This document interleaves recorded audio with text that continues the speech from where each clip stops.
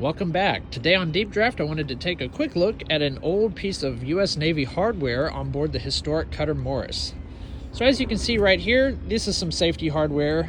This is for you to board the vessel right here. You can just unclip this and go through and then clip it back when you're underway, so that way nobody will fall over. Of course, this is all modernized. But right here, this is where things start to get interesting, because these lifelines that run all the way down the length of the vessel are actually original to the Second World War.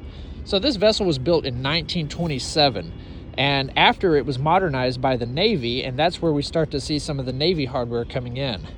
So what this is actually a closed body turnbuckle with a sister hook on the end that gets tighter as you add tension to the wire rope.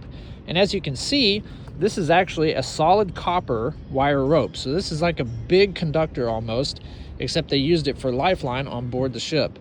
And of course, some bosun mate had way too much time on his hands and did fancy work all the way down.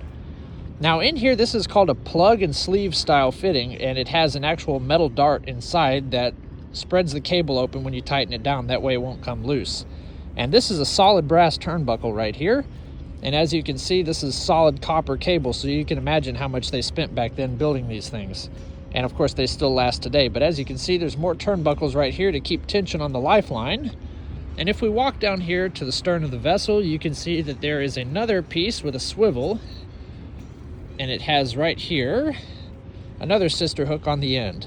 Now the modern Navy uses these same style fittings, except sometimes they now use Kevlar rope instead of cable, or instead of copper cable in our case.